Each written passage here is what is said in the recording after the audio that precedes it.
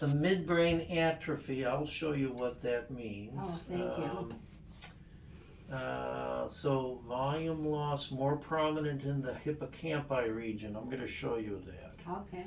Thank you. And you have some mild chronic vascular changes, so we're going to look at that too. So first thing we'll do is do this, and then we do this, and then we're going to look at what's called the sagittal section here, or sagittal views of your brain. Let me get a nice big pointer here if I can. Oops. Let me go back here. Wait a minute. Let's see here. Now that's your ear right there. And we're gonna cut Yeah, now right. that I look at it, it looks Mhm. pretty much We're like going to a- cut right through your brain this way, and we're going to stop right in the middle of your brain. Oh, So there's your ear. We're walking right into that ear, and here's your brain coming into view there. okay. See that? Now what's missing in my brain that was there before? Well, it's all there. Oh, still there. Your brain's all there. We're going to talk about here once we get kind of in the middle. There, we're in the middle of your brain, right Okay. there. Now we know we're in the middle of your brain because here's your nose. Okay. Here's your nose, and we don't see any eyes, so we're right in the middle, right Okay. there. And so we're looking at this half of the brain. We're looking at it, Up on top. More. well, the whole thing. Oh, okay. See, we're from the top of the brain to the bottom. Oh, okay. So this is the frontal region, parietal region, the occipital region. It's called the cerebellum. And here's that midbrain structure they were talking about, the pons and the medulla. The radiologist is saying, I think this looks a little smaller than it should be. Now the reason that's important is there's a neurological condition associated with having a smaller midbrain, but I don't think you have that. It would have different characteristics, okay? So that's just an observation on his part. Oh, okay. You know, but I don't think you have the characteristics of that particular problem. What problem would that be? Oh, it's called progressive supranuclear palsy, or PSP. That means what to a lay Well, person? Well, it's manifested by significant cognitive changes and trouble with walking. In particular, people fall with it all the time. They fall.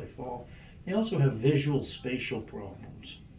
And they have eye problems. They have more, Oh, really? we call that ocular ataxia. You know, the eyes don't work properly, and sometimes they can't look all the way up, can't look all the way down. Oh, But that's not you.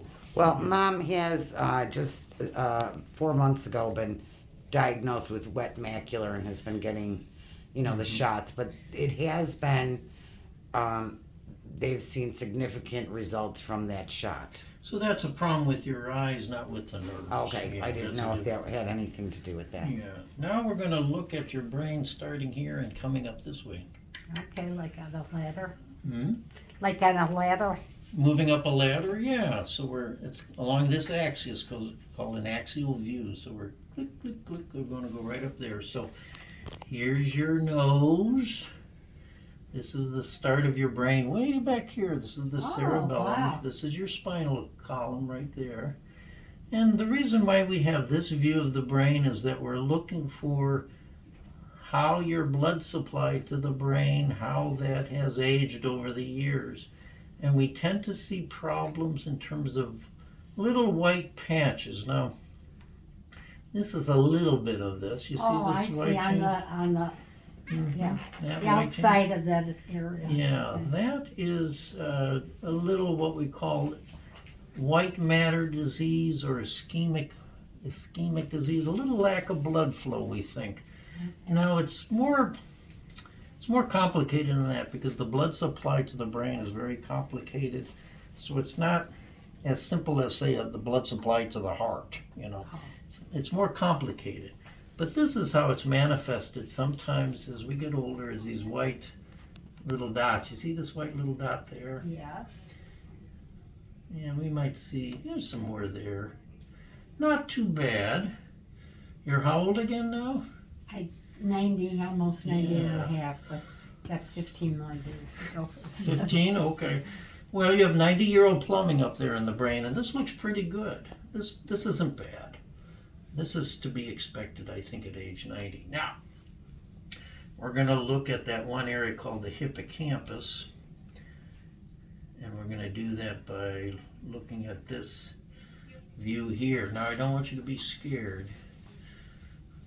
Who's that? Ooh, That's you. That's your eyeballs, Mom. Now we're cutting Boy. through this way. And we'll get these printed up just in time for Halloween, okay? now, yeah, I was just gonna say, too bad I couldn't use that as a mask. Now here's your brain coming into view. Your brain here is dark, and this white matter, this white stuff is, this white is fluid around the brain. Now that's normal. That's not, this is, so far this is normal, but you can tell here, see how the fluid comes down this way and it comes around here. Mhm. When we see more fluid there, that means the brain has shrunk a little bit. So you have a little bit of atrophy. Now, as we all get older, our brains have atrophy. And the radiologist thought it was, moderate, I think he said. But that's, when you're 90, we've had 90 years of the brain shrinking little by little. Now here, this is a little structure here. See this little structure here? Mm-hmm. That's the hippocampus. Now this structure actually goes into the brain this way and then comes back up. So we're only looking at one little section of it. Mm. But this white area here, that's fluid around the hippocampus. Typically you don't see the fluid there. The reason why we see fluid is that part of the brain has shrunk. So you've had some shrinking of the hippocampus. And that's where we think a lot of the short-term memory problems come from. Oh, okay. Yeah. But otherwise, your brain just shows some general atrophy. And now we're going to exit right out the back of your brain. There we go. So that's your